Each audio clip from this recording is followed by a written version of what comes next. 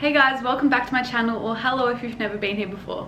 My name's Nikita and I've just recently welcomed a beautiful baby into the world. He's absolutely perfect. His name's Ari Jobson, and me and his dad are so in love and just in this big bubble, and we're so excited to finally be home.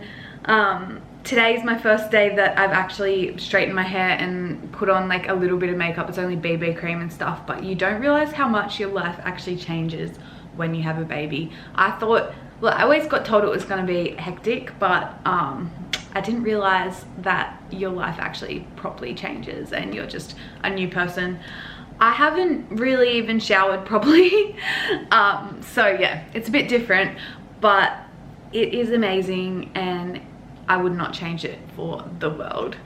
But yeah, today I thought I'd just come on here and give you guys a birth story, because I know a lot of you want to know what happened. He's probably gonna wake up and want to feed because I've just started a minute.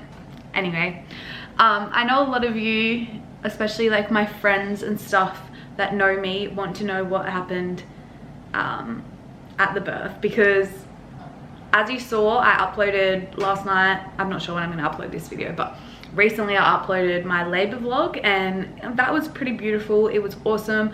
It was actually a lot less stressful than what I thought it was going to be. The labor was like, it was actually quite an amazing thing. Looking back on it, I'm like, wow, like if that's where my story ended, I would, anyway.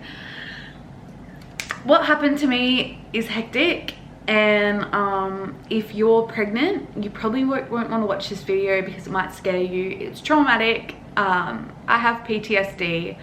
I have anxiety from it. I am feeling all these things that I've never felt in my life before.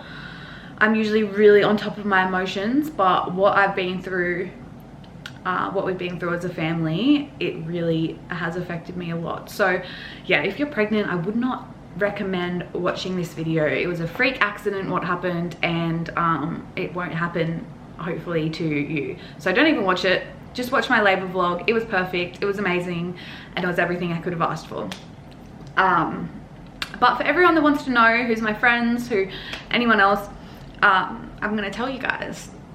Yeah, if I get a little bit flustered and stuff through it, just know that I do have PTSD from this. So bringing back these memories,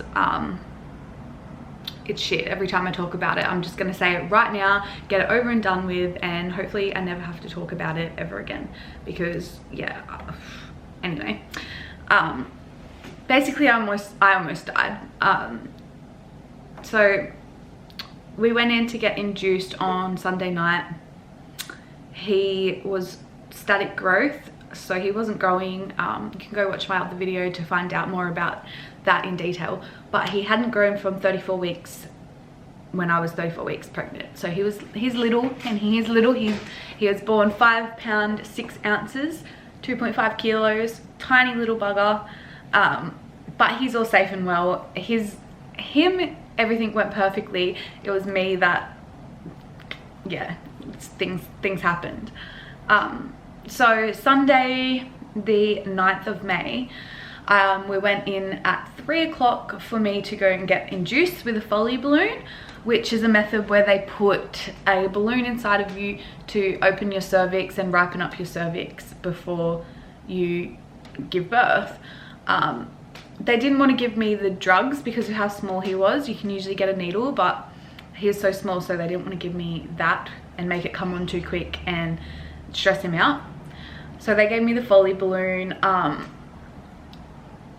remember getting the Foley balloon. I've got that in my labor vlog, and that wasn't too bad. The insertion wasn't too bad. It felt like I really needed to do a poo. But yeah, it was bearable. And the plan was that we would put the balloon inside of me, and then it'd probably take about 12 hours from the next day, and then they were going to break my waters on Monday morning. But I had the Foley balloon inserted about 5 o'clock on Sunday afternoon, and then by about 6 o'clock I had contractions coming already. So it actually worked a lot faster than what they anticipated it was going to work. So the first, so they put the balloon inside of me. About an hour later, I started getting contractions. And then probably maybe 4 hours later, the balloon actually fell out, and the balloon only falls out when you are 4 centimeters dilated. I was 1 centimeter dilated when I went in and when they put it in there. So really I shouldn't maybe have even been induced. Like I could have probably gone into labor naturally by myself in the next few days. But yeah, anyway, they put the balloon inside of me. It fell out about 4 hours later. I don't really know the times that well. And then, so that meant I was 4 centimeters dilated. I was in active labor. I was getting contractions like regularly. And then my waters broke. So that was awesome. They were going to manually break my waters, but they broke themselves. So my body was obviously ready to give birth. And then what happened? So my waters broke, and then I started getting obviously very bad pains, and the contractions were coming on faster.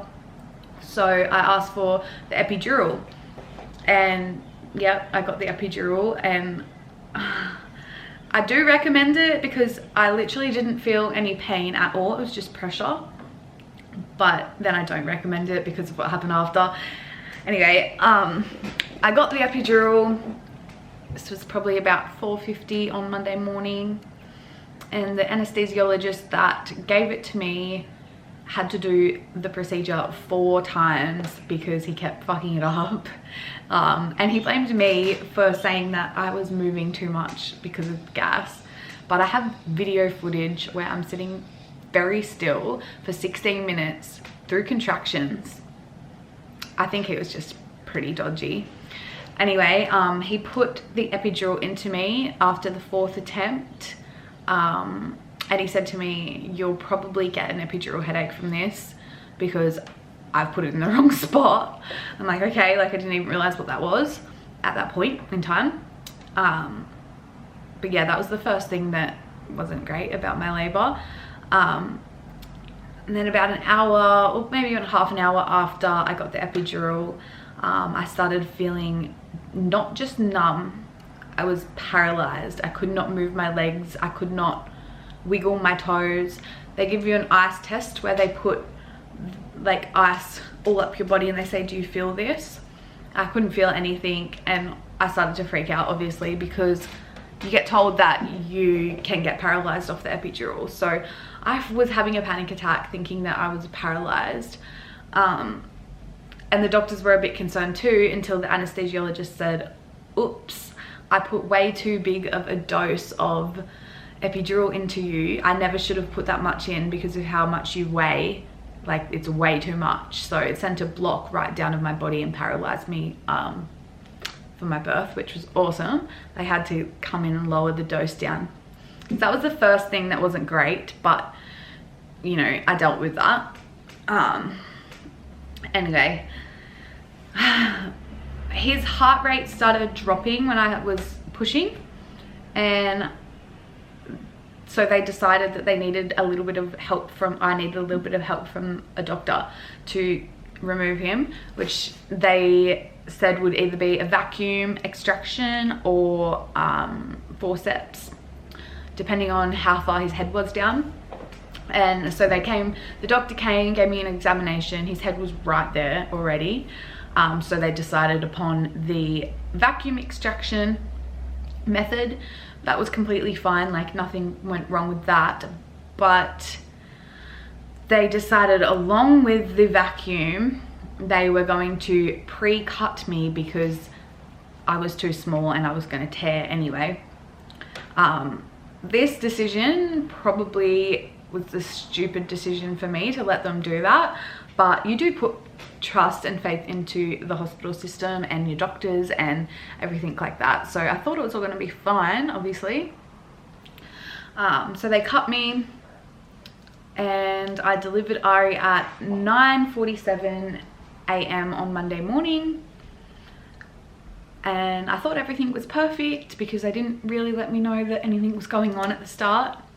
But Chris and my mum, they could obviously see down there, and they saw that when they cut me, they cut straight into a blood vessel and blood started squirting out and hitting the wall.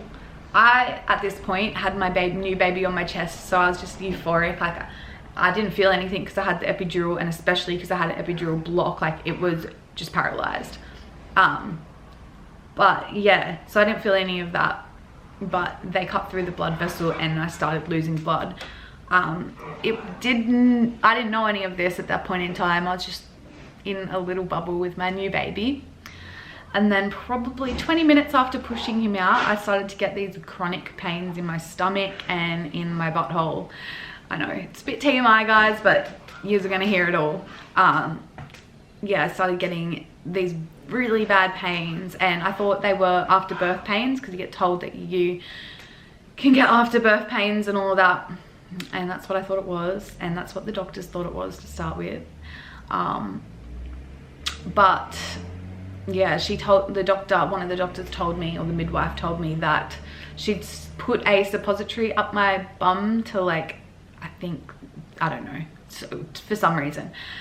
And after about 20-30 minutes of this pain, and that it just kept coming on, and then it just started getting worse and worse and worse, I had to go into the toilet because I felt like there was something in my butt, and I thought it was this suppository that she'd put in there. And I started getting worse and worse, and then I came back out of the toilet and I still felt like I had something in my butt, and I was telling them, like, there's something I think in there, and can you get it out?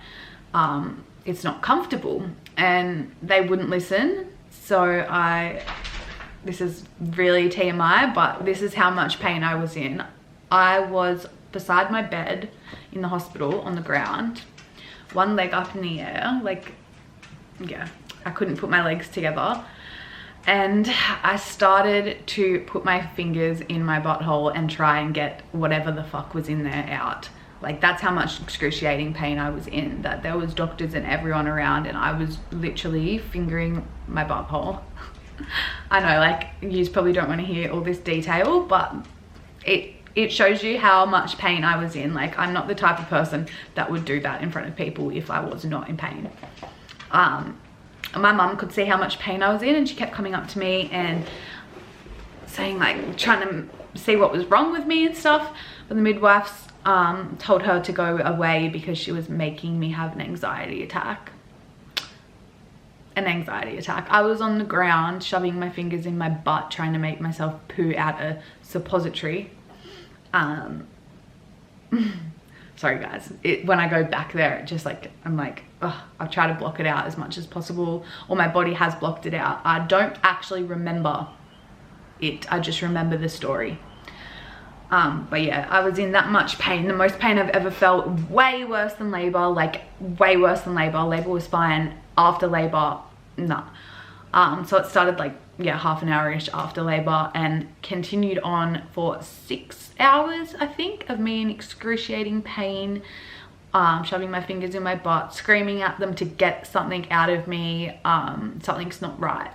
And this is 6 hours after my baby's been born. I can't hold him. My mom and Chris were holding him. They were, like, giving him love and stuff. I was just in so much pain that I couldn't even pay attention to the fact that I just had a baby. That also shows you how much pain I was in. Anyway, the doctors, they kept, I think about after an hour of me screaming and crying, they realized it wasn't an anxiety attack and I actually was in some dire state. But yeah, it still took them 6 hours to diagnose what was actually wrong with me. Don't ask me why, because they gave me 12 internals over this time when I was in excruciating pain, and they couldn't find it. But eventually they found that where they cut my blood vessel, I was losing a lot of blood, and they had stitched over the top of the blood vessel and caused a hematoma, which is where all the blood starts to block, like clot inside of you and fill up inside of you. So it was about 6 hours until they finally found that's what had happened to me.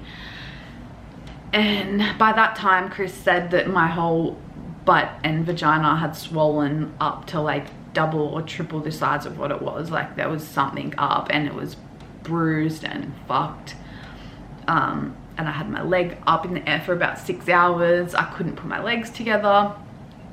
They finally found what it was, that it was a hematoma that they'd stitched over to, well, they caused the hematoma, and I started blood clotting and stuff inside of myself. So yeah, 6 hours of excruciating pain until they finally found out what had happened. And then I got rushed into emergency surgery, where they put me under. Mind you, they'd already dosed me up on the highest doses of morphine and stuff to try and get the pain away, but nothing was helping. This is the most excruciating pain I've ever felt in my whole entire life, and I don't think I'll ever feel pain like that again. But yeah, then I got rushed off into emergency surgery. It took them about 15 minutes of me waiting in the waiting room, screaming at them to help, because I felt myself dying. And they said, sorry, there's somebody on the waiting on the surgery table at the moment dying, so you're gonna have to wait. Meanwhile, I was actually dying as well, but like, don't worry, it's fine, I'll wait. Sorry, cut out. I had no gas or anything in the surgery room, which is what was getting me through the pain when I was in the birthing suite. It was just sucking on the gas. Chris had turned it up to 100% because he could see how much excruciating pain I was in. But yeah, I'm screaming, help me, help me, help me. And they got me to sign my life away while I was fucked up on morphine, saying like, basically you could die in this surgery because you haven't fasted, and food could go from your lungs and from your stomach into your lungs. And I was like in that much pain. I'm like, I just need it used to fix me. Like, I don't care, sign my life away, kill me pretty much, like whatever. Yeah, anyway, I had my surgery and it went well, I guess. They had to drain all the blood out, re-stitch me back up. And then I got back into my room at about 8 o'clock on Monday night. And by that time, Ari's blood sugar levels had dropped because he was so small and he needed breast milk from the very start of his little life. And his mum had been taken off into emergency surgery, so I couldn't feed him. I lost all those first hours with him because of me being fucked over. Chris had to feed him with a bottle and formula. Chris had to change his nappies. Yeah, he had to do everything. I couldn't do any of it. Even when I got back from the surgery, I was so fucked up, I couldn't do any of it. Yeah, and that's when his blood sugars just started dropping. He got taken away into special care because I couldn't feed him. And his blood sugars were dropped, and yeah. And then, sorry, that bit's like touchy for me because it's my baby and I didn't get to have the moments bonding that every mother wants. Anyway, the next day I had the doctor that had stitched me up come around and apologize to me and say that like they fucked up and all this stuff. And at that point I didn't realize how hectic it was, but I'd actually lost 1.5 liters of blood, and you only need to lose about 2 liters to pass away. And I'd lost 1.5 liters, so I was pretty much dying. They had to give me 2 blood transfusions over the time of the 5 days that I was in hospital after. And everybody I think seems to think that we were in hospital because it's like there was something wrong with Ari, and that wasn't the case. He had low blood sugars, yes, but that was only because there was something wrong with me and I couldn't feed him, and he wasn't getting the right nutrients and stuff. So there wasn't actually anything wrong with Bub, or there wouldn't have been if there wasn't anything wrong with me. So it was actually me that they were looking after for 5 days after. Yeah, I had 2 blood transfusions. I'd lost half of my blood count So I think they said I was at 150 or something, and after my surgery I was at 65 or 75, so it's like half of it. Yeah, so that was that.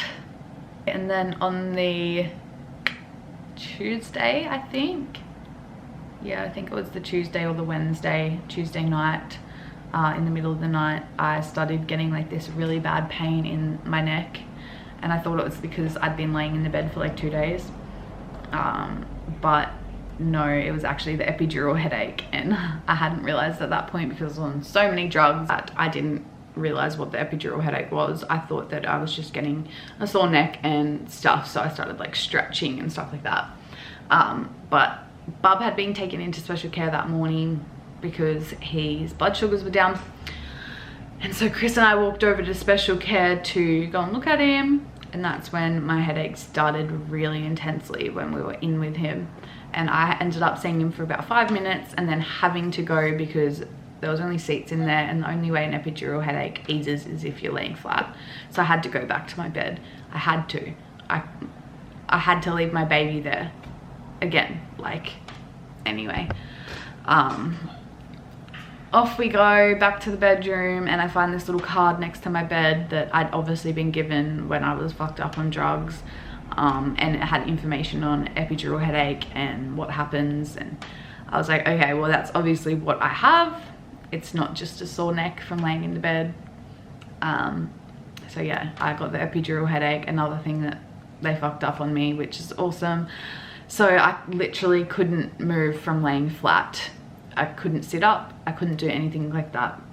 So there was no way I could feed baby. I was getting wheeled over to special care every 3 hours in a wheelchair, even though I couldn't sit. By the time I got to special care, I was in tears, crying so badly, and then they had to give me a recliner where I'd lay back to feed him. It wasn't working because I couldn't do it properly, so his blood sugars kept coming back low, which was deflating as fuck to me because I'm a new mum and I just wanted him to be alright.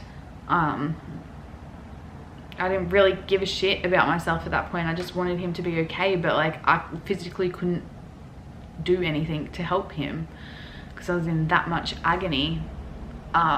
Anyway, I had a few nurses and stuff tell me I should get the blood patch, which is basically the same procedure again, an epidural, but they take your blood and they fill up the patch where they had put the previous epidural in.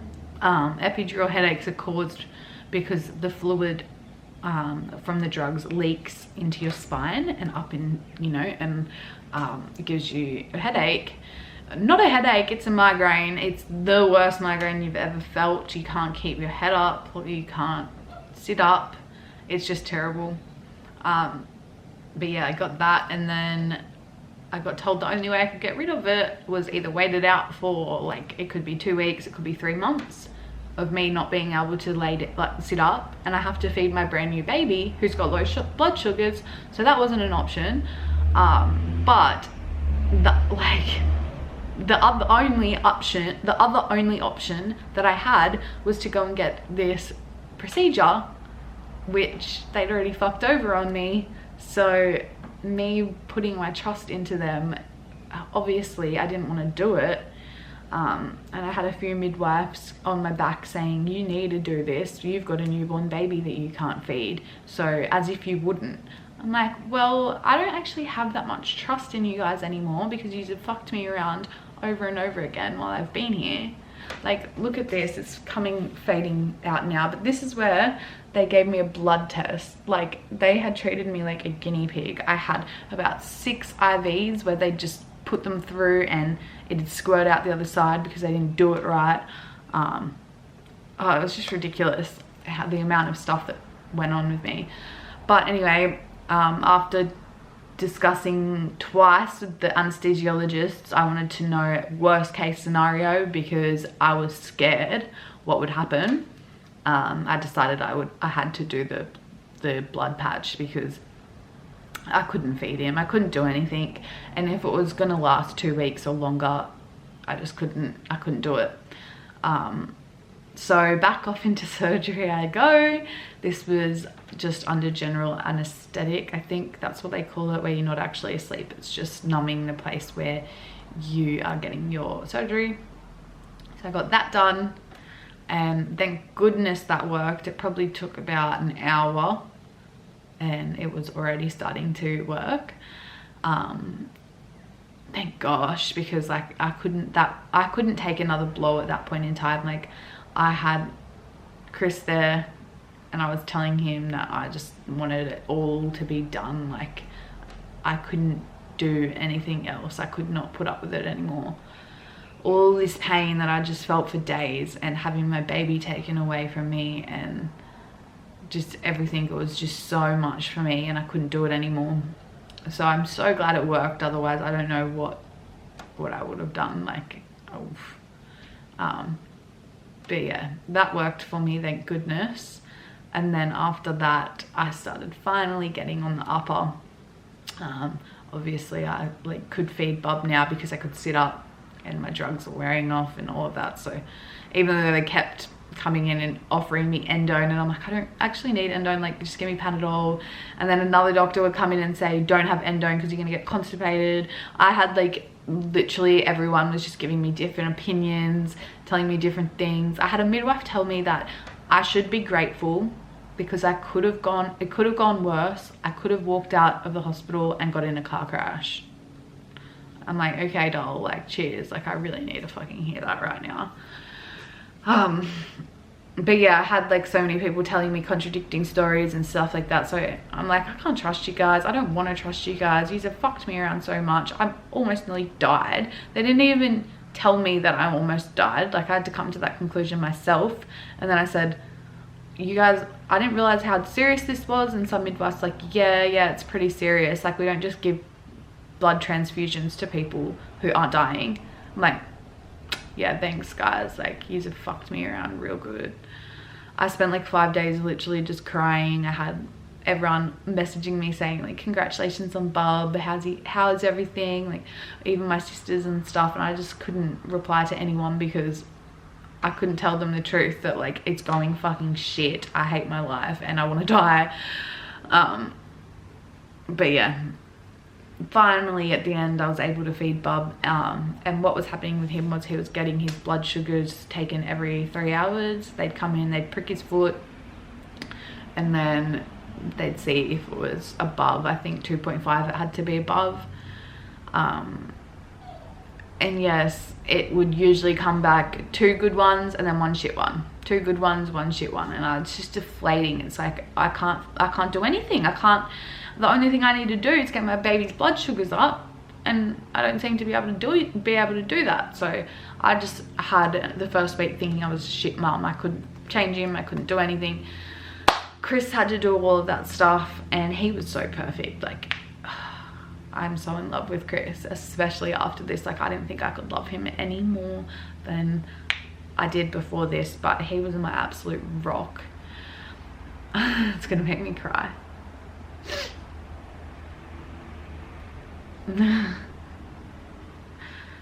Yeah.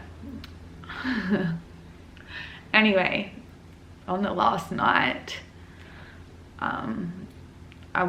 we were determined we're gonna get out of here and we're gonna get his blood sugars up, and I finally got him up. He needed to do 3/3. I don't know if you guys will even understand this, but it's at the blood sugar comes back at a certain number, and it came back 4.6, 4.1, 4 point something, and oh gosh, we were like so excited. We're like, we get to take our baby home. He's here, he's ours. We got into the hospital on Sunday and we'll finally discharge on the Friday. It was a long process, but we finally did it, and it was amazing being able to leave with our baby. But then getting home, I was a mess. I was just like, I don't have anyone here to help me, as in like every half an hour I would have them coming into my room, checking up on me, checking up on bub, making sure Bub's temperature was fine, his blood sugars, his what is it that they check, I don't know, but everything that they do, like the all of the observations is what they call it. It was like every half an hour that we got both obs on us, and like heart rate and all of that stuff. And then bringing him home, I was just like, I felt like he wasn't mine for the first day or two. I was like, I'm just his thing that needs to get his blood sugars up. Like, I don't know how to take care of him, because I lost all that bonding time at the start, and it was hard. It was so hard. And yeah, then again I had people messaging me, how's your first night at home? And I was saying, oh, it's amazing, it was so good, but really it was terrible. I cried the whole time. I thought I was not going to be able to do it. I thought I kept checking his temperature and everything, and I'm like just thinking that he wasn't okay, and I kept thinking that at any point midwives could come around, jab his foot, take some blood and take him away from me again. So like I was just stressed to the max. And like, to be honest, every day since then I've had at least a half an hour where I've had to question if I'm doing all right, but I know I am. It's just I'm gonna have to live with what had happened to me for the rest of my life. And yeah, it's shit. It makes me really weary to have another baby, and you know, every time I speak about it, I'm like, wow, that like actually happened to me. And I don't know. But anyway, in the end of the day, we have a beautiful baby boy. He's perfect, he's healthy, he's actually putting on weight each day now, and usually babies lose weight in their first week or so, but he's been putting it on. He's doing absolutely perfectly. I'm doing absolutely perfectly. I am a good mum. I need to keep telling myself that. I'm a really good mum. I'm looking after him to the best of my ability, and we're killing it. We're having a great time now at home, and yeah, he's just absolutely perfect. And both Chris and I are bloody good parents, and we're naturals at it. And it took me a little bit to like come to terms with the fact that I had a new baby here and he's mine, and they're not going to take him away from me, and I've got this. But I just need to keep telling myself that, and I am telling myself that, staying positive. I'm a good mum, and he's the most perfect baby in the world, and I love him so much. So to end this video off on a cute note and a good note, I might go get Ari and introduce him to you guys, because you've seen him in the labour vlog, but you haven't seen him anytime since then. He's back there in his little bassinet, so adorable. He sleeps next to us in his little bassinet every night, and I've got to get up and feed him all the time because I've got to keep his blood sugars up. But I'll go get him, okay? And we'll wrap this video up on a happy note. Ta-da! This is my baby boy, my most perfect creation I have ever had. My one and only true love, except Christopher. Look at him, he's so perfect. He's so teeny tiny. I love him so much. I love him so much. I literally just like sometimes cry when he's in my arms, and give him kisses and tell him how much he's just the most perfect person in the world. Look at him. He's such a good baby. He sleeps really well, he eats well, and shits well too. But he's such a good baby. He's been sleeping for like 2 hours, and I've just picked him up and he's still asleep, so but yeah, we needed a little bit of chilled after what everything went through. But yeah, I hope you probably didn't like this video, but I hope you're well informed now after the video of what happened to me. And yeah, I'll see you in the next one. I don't really know how much I'll be able to film because I have a new baby and he's taking up all of my time, and I'm loving it, and I'm not really thinking about making videos or anything like that. But yeah, I knew that I had to come and tell you guys what had gone down. But yeah, love you guys. Thank you for watching, and I'll see you in the next one.